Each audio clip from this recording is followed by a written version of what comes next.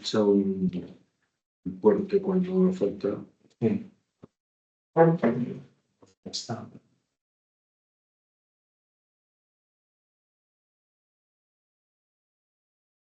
Y yo creo que además también valdría la pena a lo mejor acabar un poquito antes para, por si queréis hacer alguna pregunta. Sí. Que ahora ha salido una cuestión interesante.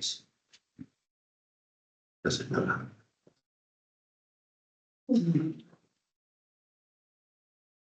Bueno, pues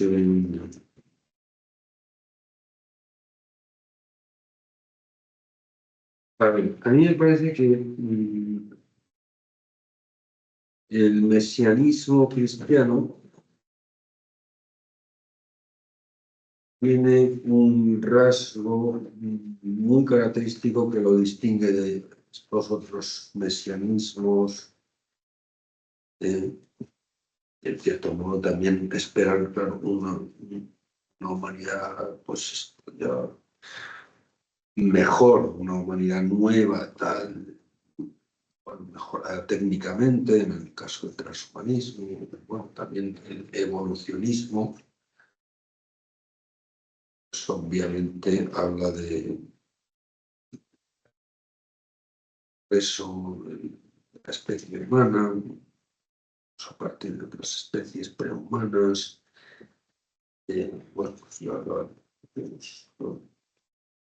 la selección natural, digamos, es un criterio desde el punto de vista cívico-biológico que sirve para que la humanidad pues también prospere o salga adelante a partir de situaciones, digamos, previas, ¿no? Y en general, pues todo el mito progresista obviamente vive también de una expectativa de que el futuro mejorará con el presente y, por supuesto, el presente al pasado, ¿no? Aunque a mí me parece que una cosa es la esperanza razonable en un futuro mejor, eso es ya bastante lógica y humana, y además es uno de los deseos, dice Aristóteles, es uno de los deseos más intensos que hay en el ser humano. Y él lo denomina esperanza. Es justamente la espera de una situación mejor. El problema que tiene el progresismo, el mito progresista, digamos, es suplantar esa razonable, digamos, esperanza o expectativa por una fe ciega en que necesariamente el futuro mejora el presente y necesariamente el presente mejora el pasado. Somos mucho más listos que quienes nos han perdido, que nos siguen a nosotros. Pues eso es una fe, más que una esperanza, es una fe, pero un poco ciega, o sea, una fe fanática. De otras cosas porque obliga a ignorar la evidencia de que a veces no mejoramos. O sea, no todo paso es un paso hacia adelante, solo sería progredio, ¿no? A veces damos pasos hacia atrás.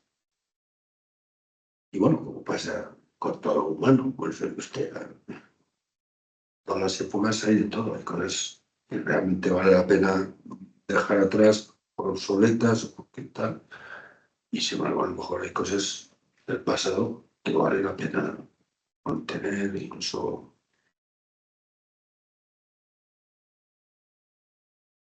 renovar. No tiene que ser innovación en el sentido de un novelismo puro, ¿no? También es un progreso el que no se pierda lo valioso que hemos llegado a conseguir, que hemos logrado. Y esto es una cosa que a veces, porque se pone en el cartelito de progresistas, parece ignorar.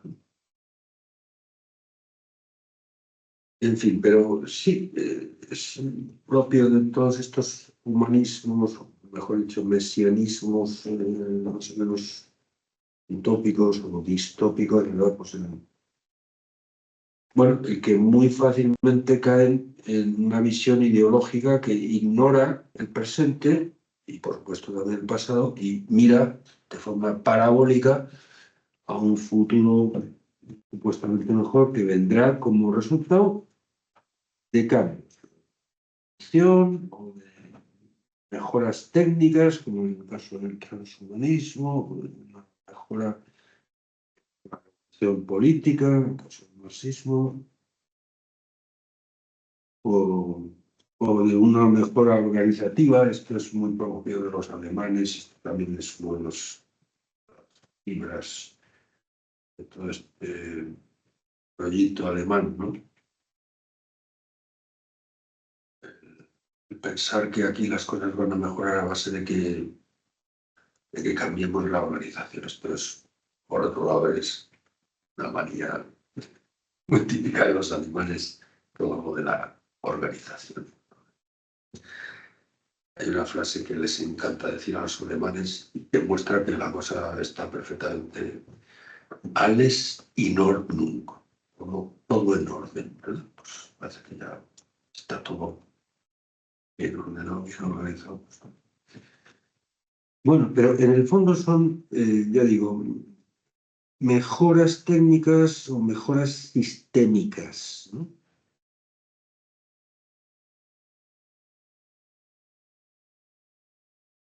Y que ignoran, bueno, no sé si explícitamente, pero por lo menos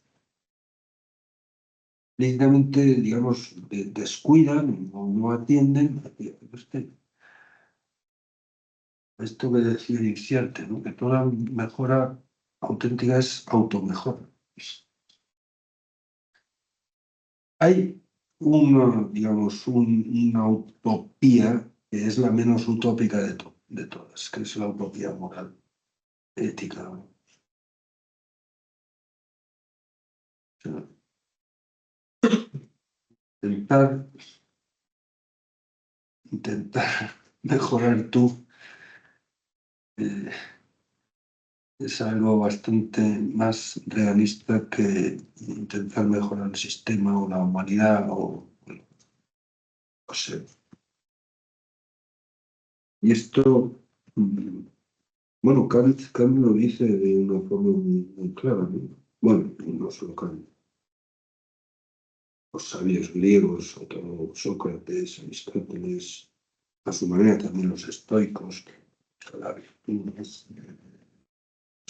Eso sí que es una mejora práctica y practicable. Las otras, pues vaya usted a saber. Vaya usted a saber. Perdone, Sí. yo he dicho que las mejores técnicas o antistémicas puedan ser. Descuidan que la auténtica mejora siempre es automejora. O sea, que tú mismo empieces a intentar hacerlo mejor, ¿no? Y a ser mejor.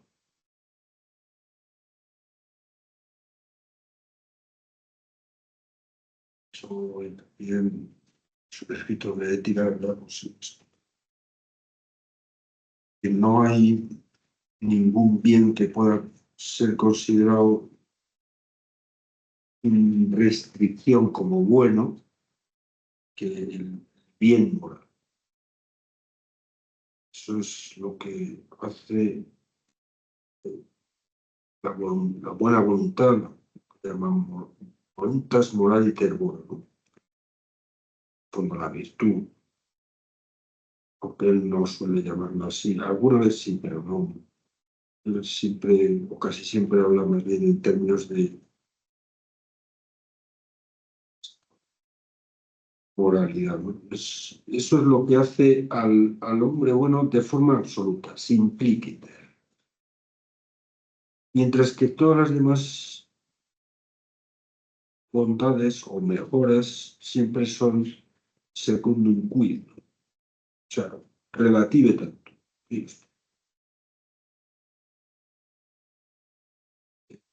estemos más sanos, ¿no? O que estemos más contentos, o que tengamos más dinero, que yo qué sé, que haya menos envidias, una sociedad más equitativa y más...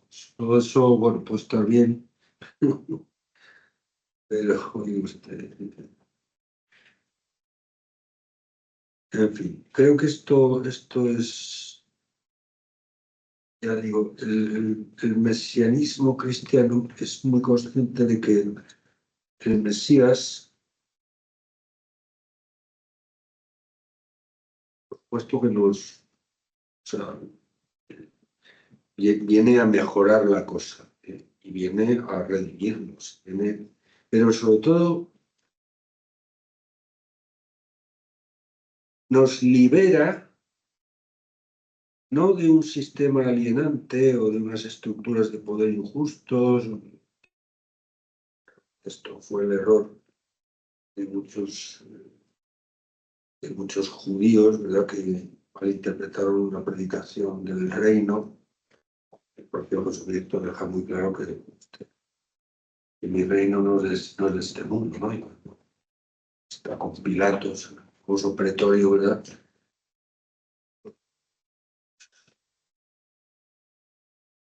No eres rey, pues de lo que le acusaban, ¿no? No sé.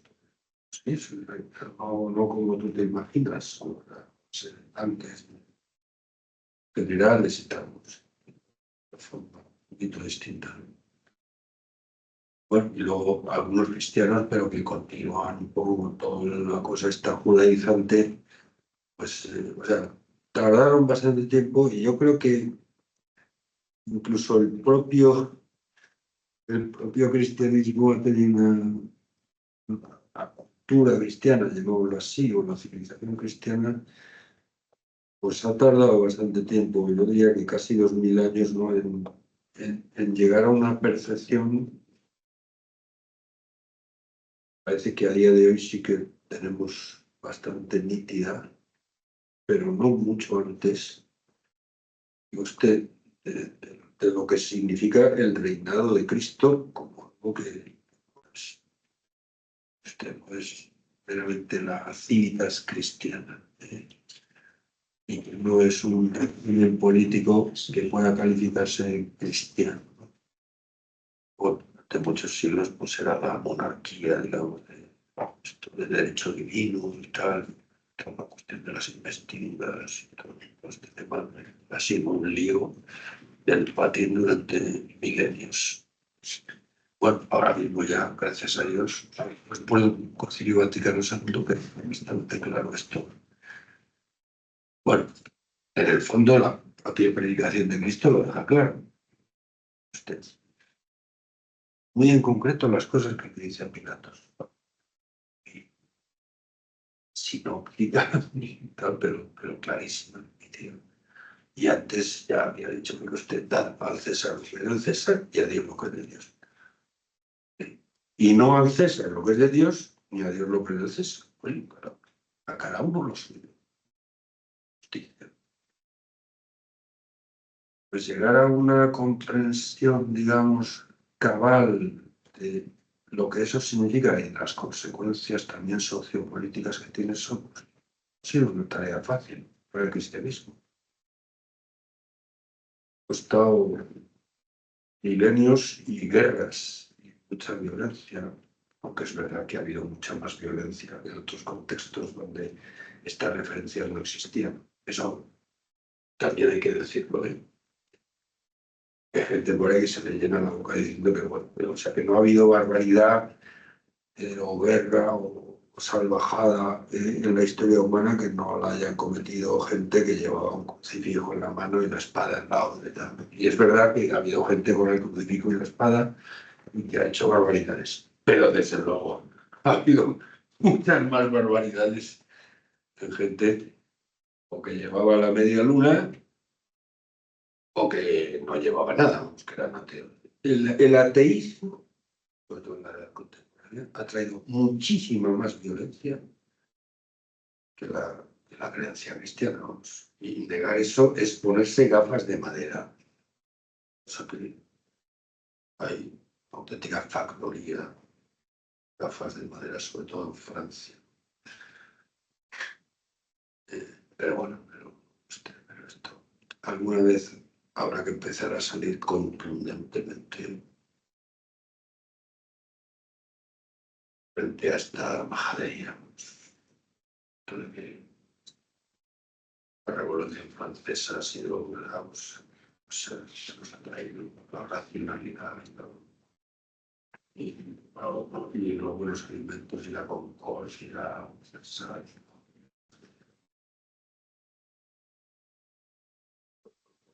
Por la performance, el espectáculo que dieron de verano con la inauguración de los Juegos Olímpicos. Y cosas más lamentables. Gracias a Dios, Francia tiene cosas mucho más interesantes que lo que aparecieron ahí. Pero porque también tiene una historia cristiana de la leche. Pero desde luego lo que están intentando ya desde hace un tiempito, ¿no? A algunos presentar de lo que es la historia de, bueno, la historia europea y nada. Ponerse gafas de madera para decir cositas que se oyen ahora mismo. En fin, no sé a qué venía esto, sí, bueno, creo que.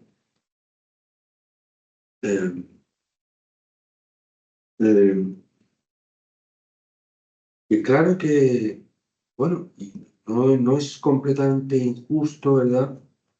Puesto, ahí están todas las cosas que, bueno, que han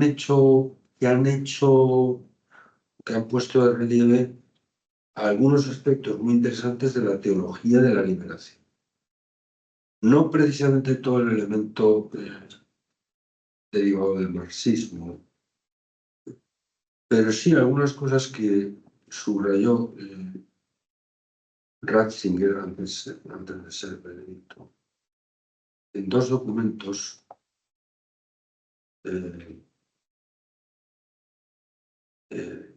sobre la teología de la liberación, en los cuales se habla de que también realmente ha sido la fe cristiana la que ha movilizado el mayor número de energías humanas para combatir la injusticia social, para combatir situaciones, digamos, de alienación, de pobreza extrema y tal, y que evidentemente un cristiano,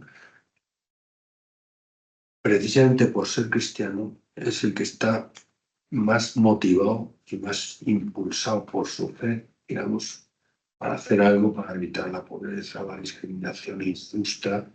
Hay discriminaciones que son justas, pero también las injustas. Por supuesto que, claro que, o sea, librarse de una situación alienante, humana y socialmente, pues también es una causa cristiana de primer orden. Y en la primera encíclica de Benedicto, que se llama Deus Caritas Est, se habla muchísimo también de la caridad social y de que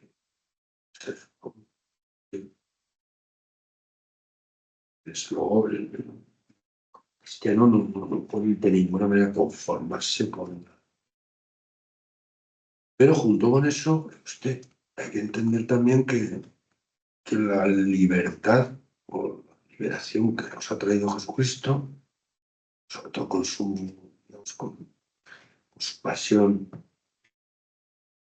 su muerte en la cruz, la resurrección, la ascensión, Pentecostés, o sea, todo lo que de alguna forma reconoce el misterio pascual, es una liberación también de otro carácter y de una envergadura mucho mayor. Es liberarnos, de la esclavitud al pecado, que es muchísimo más alienante que la esclavitud, digamos, al faraón o a Babilonia o a las estructuras de liberarnos de eso que en los términos de San Pablo se llama el hombre viejo. Ese peso muerto, digamos, de la post-lapsaria, los teólogos llaman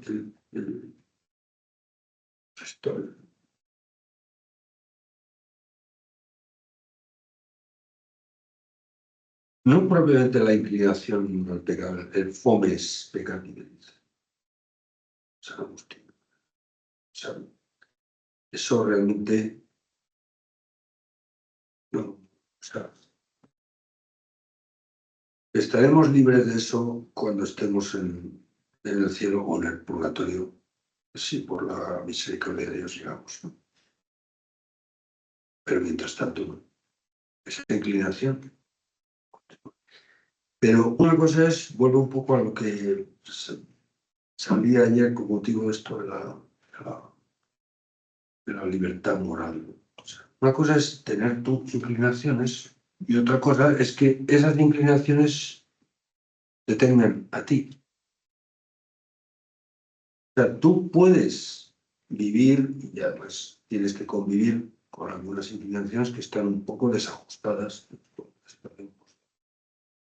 Pero efectivamente Dios ha venido a traernos una nueva vida de la gracia, la vida de amistad con Dios, y nos da la fuerza necesaria para no perder el rumbo, a pesar de ese peso muerto que llevaremos con nosotros hasta la parusía. Y esta es la auténtica libertad cristiana, y esta es la auténtica transformación cristiana. Y la predicación del reino, bueno, que ya inició Jesucristo y que cuando Jesucristo fundó la Iglesia, para que, bueno, pues para que continuara ese mensaje, bueno, esa buena noticia del Evangelio, pues de alguna manera llegará a todas las generaciones humanas. A eso fundó Cristo la Iglesia. Pues lo que anuncia es justamente esto, ¿no? O sea, que ciertamente tenemos a nuestra disposición esa vida nueva, esa vida sobrenatural, esa vida de la gracia, esa vida, digamos, de filiación divina. Esto, digamos, ha cancelado la profesión de la fe cristiana, bueno, en la liturgia, digamos, la última reforma pues no aparece, pero en las anteriores sí que, bueno, y de luego forma parte del depósito de la fe, y es un artículo de la fe que profesaron los cristianos, pues no los católicos. Es que lo primero que hizo Jesucristo, nada más morir, antes de resucitar, es bajar a los infiernos. Así se dice en una traducción un poquito confusa que se hizo hace años al castellano. En latín es mucho más claro.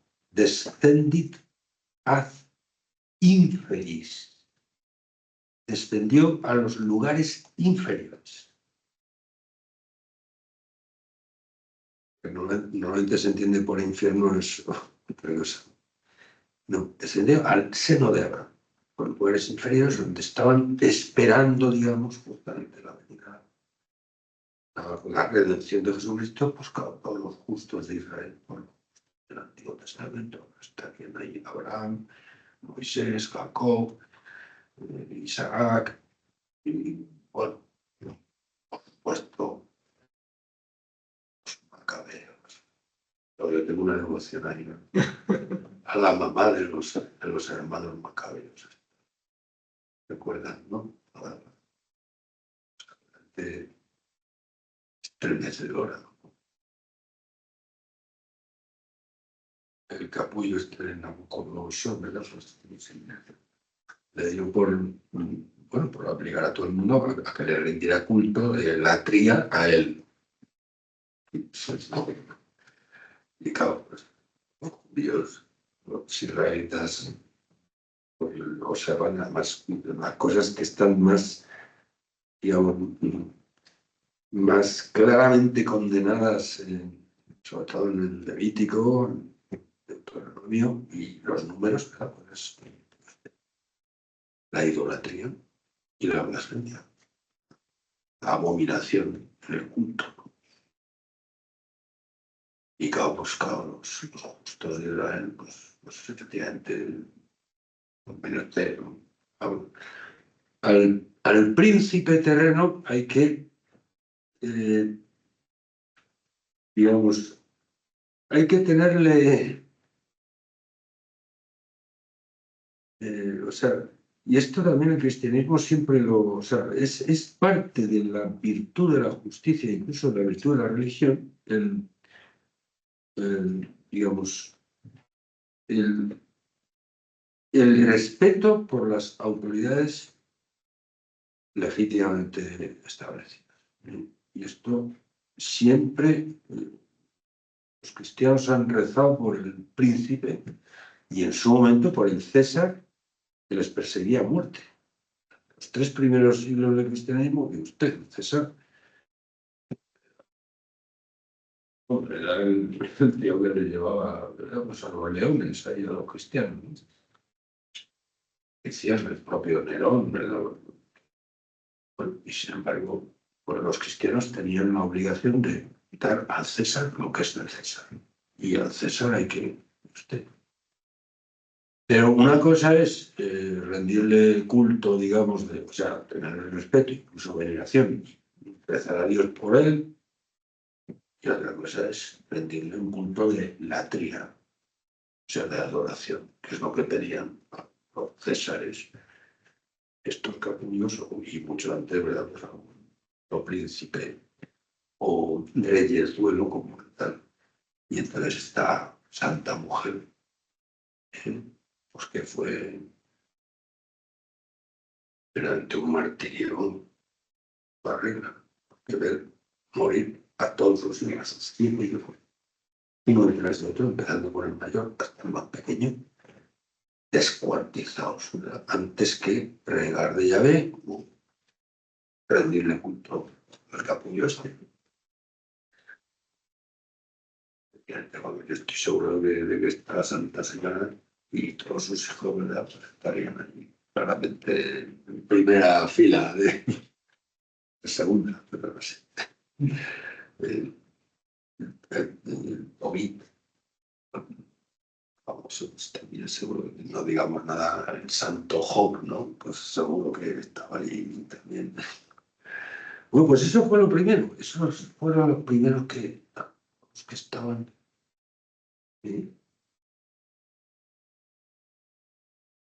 Y bueno, no sé a qué venía todo esto, pero...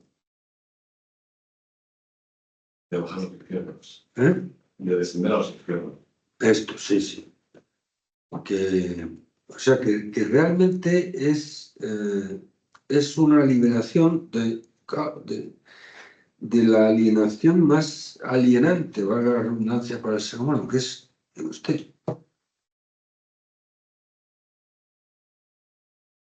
No poder estar con Dios.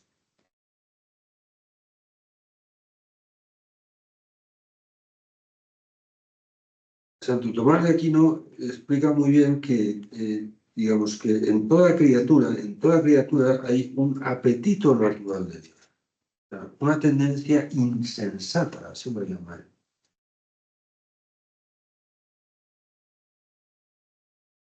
Pero exactamente igual en el hombre que en los caballos o en las piedras. Y todas las criaturas, simplemente con ser criaturas, ya están expresando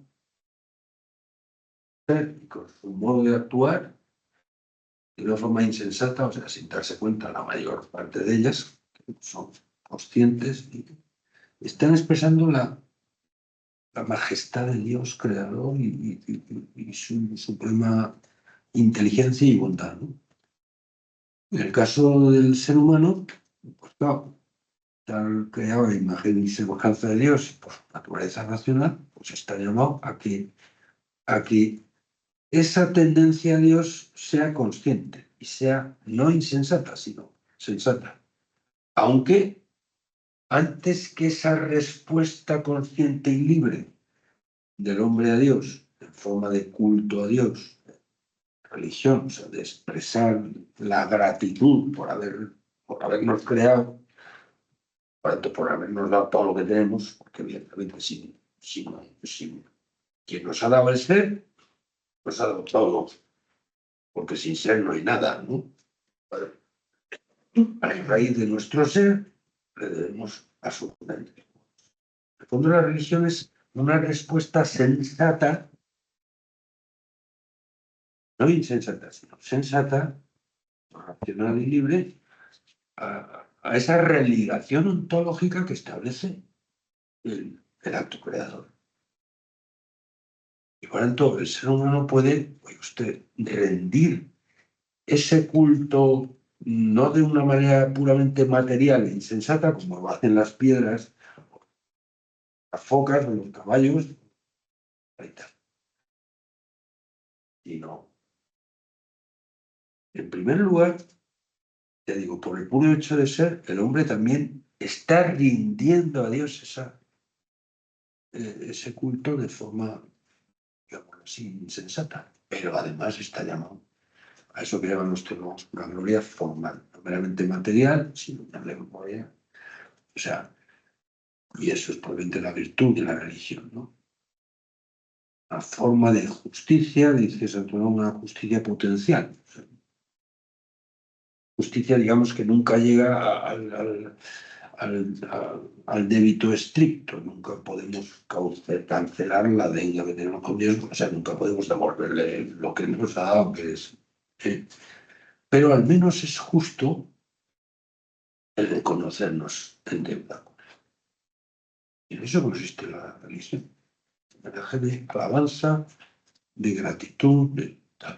Y eso es lo más sustantivo y lo más neurálgico del fenómeno religioso en todas sus manifestaciones. Bueno, Santo Tomás dice que la esencia de lo que él llama la pena de daño es lo más heavy que hay en el infierno. En caso de que haya, que eso tampoco tenemos seguridad de que haya nadie en el infierno, lo único que es seguro es que haberlo, haylo. Infierno. No es completamente seguro que sea un lugar. Puede ser un estatus, una situación, digamos, de enemistad con Dios. Y repito, no hay seguridad de que haya nadie. Tenemos seguridad de que hay gente en el cielo. Y, bueno, tenemos yo al menos una persuasión, ¿verdad? Porque también hay gente en el purgatorio. Y me parece que eso está bastante pobladito.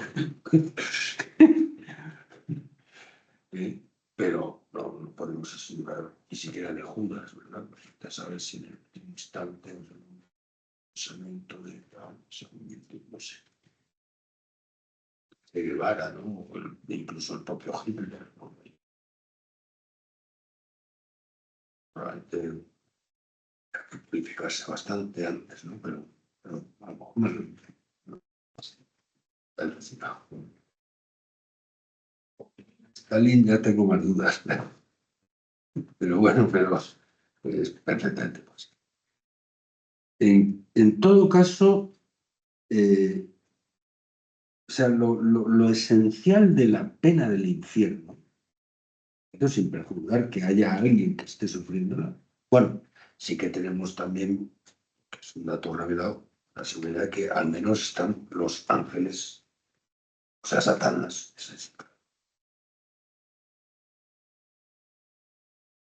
Esa pena de daño consiste fundamentalmente en la contradicción, además insalvable e irresoluble, entre el amor natural que toda criatura experimenta, la tendencia, digamos, espontánea a Dios, que es propio de su ser criatural, y sin embargo, esa enemistad, incluso odio sobrevenido, ¿eh? En el que consiste, oye usted, pues, el estado de no estar en estado de gracia, o sea, el estar en pecado mortal. Por tanto, en una situación, digamos, en la que uno, vaya usted a saber si alguien ha llegado a morir así, ¿no? pero habiendo renegado de Dios. Pues claro, esa contradicción, esa especie de trauma interno de amor natural y de odio sobrenatural, digo que sí, sobrevenido. Y además con la conciencia clarísima de que eso no tiene solución, o sea, de que eso será toda la eternidad.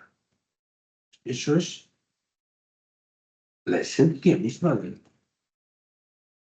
Y no porque Dios lo quiera, evidentemente Dios lo que quiere, la Sagrada Escritura, es que todos los hombres se salven y lleguen al conocimiento de la verdad, o sea, lleguen al cielo, lleguen a estar con Dios viéndole cara a cara, ¿no? Pero efectivamente, si Dios ha querido crear criaturas libres, pues también ha querido correr el riesgo de que hagamos un uso de la libertad que consiste en renegar a Dios. Que me estoy asando en esta casa. ¿Dónde lo has puesto? Hola, aquí estamos. Bueno, pues esta es... Hay una interpolación. Pues esto es de lo que nos ha venido a librar Jesucristo. Y las otras liberaciones, no digo yo que no tengan su importancia, así. Y repito, o sea, la fe cristiana es la que de forma más, no sé, más lúcida pulsa y nos motiva para intentar salir al paso tantas otras formas de esclavitud, de alienación humana,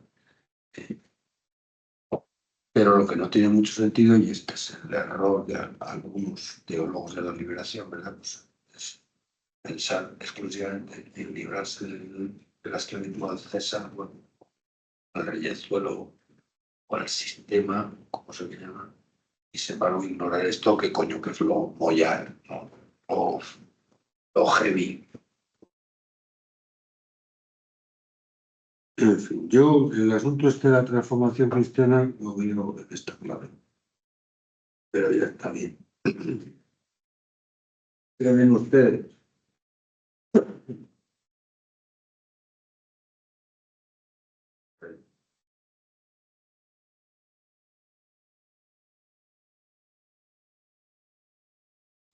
Yo quizás lo último sí lo conectaría con lo que hablaba ayer de la libertad y me aprovecharía para preguntarle una aclaración o localizar bien el sentido, porque hablamos de que el cristianismo trae esta liberación en la persona, ¿no? Es esta verdadera, como titulaba la transformación cristiana, ¿no? Y me resonaba ayer de estos tres conceptos de libertad a que se referían. No sé si lo que voy a decir es correcto, pero me daría mucha luz si partimos desde el primer concepto de libertad de elección o de libre albedrío hasta llegar a la libertad moral. Si yo tuviera que definirla, hacer una definición esencial de la libertad del hombre, sería precisamente el conectar con el fin último para el cual Dios ha pensado. En ese sentido, el cristianismo trae una liberación interior y esencial de la persona. No sé si es correcto. Lo digo pensando en, yo trabajo con jóvenes, por ejemplo, y a veces surge esta pregunta, que cuando surge ya es una fiesta, porque hoy se pregunta poco, ¿no? ¿De qué es estar libre? ¿No?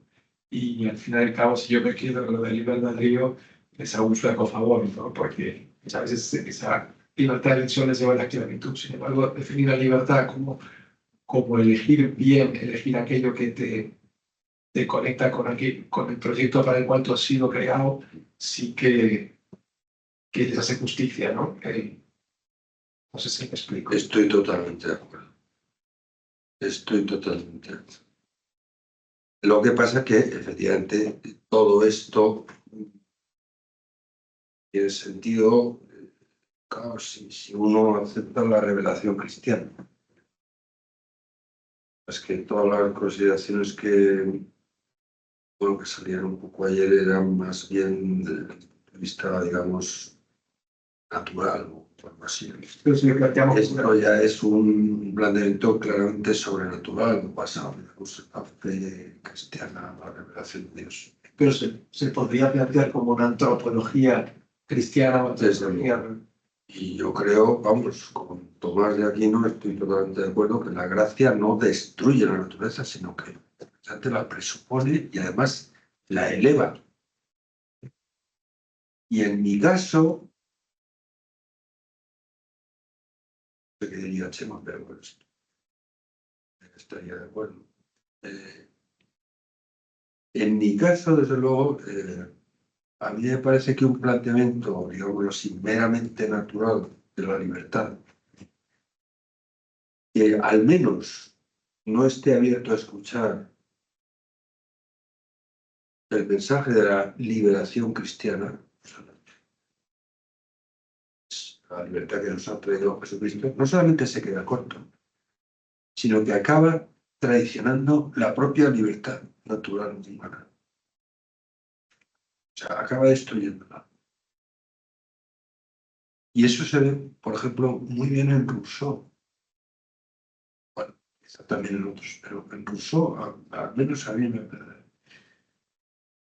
Rousseau es un tipo que, bueno, que habla de la libertad y al niño no hay que acosarle para nada y hay que dejarle crecer como unas plantitas, solito, sin decirle nada, ni darle pautas, y mucho menos corregirle. Porque laissez-faire, laissez-passer y tal. Pero efectivamente, ignorando, muy patente, ¿no?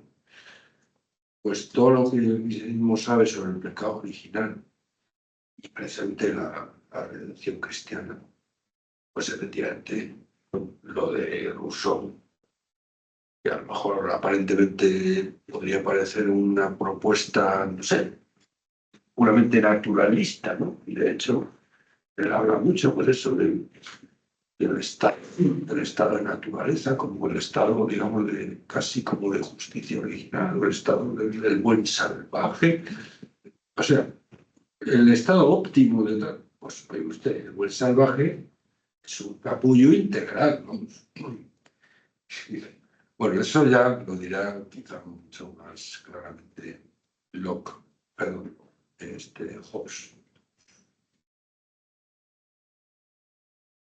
El buen salvaje, en el momento que se junta con otro buen salvaje, se convierte en un lobo para dominar. Y el estado natural es el del bellum omnium contra omnes, la guerra de todos contra todos. Tiene que venir luego ya, pues el estado leviatán era pues, poner orden y en el fondo a encerrar a cada uno dentro de su finquita y de tal manera que hoy usted tu libertad termina donde empieza la libertad del vecino y así la cosa no va a peor. Cuando justamente lo que te está diciendo el Evangelio cristiano es que no solamente no termina tu libertad, sino que realmente donde comienza en serio es de cara a los demás. O sea, la auténtica libertad de la que es capaz el cristiano, gracias a Dios, o sea, con la gracia de Dios, ayuda. La vida es, coño, es la caridad, es el darte a los demás y no encerrarte en tu heterodomismo, finquita privada, vigilar que no entre rodeante de púas y de perritos. Muy bien. Y alguna pregunta más, pues estamos ya sobrepasando la hora.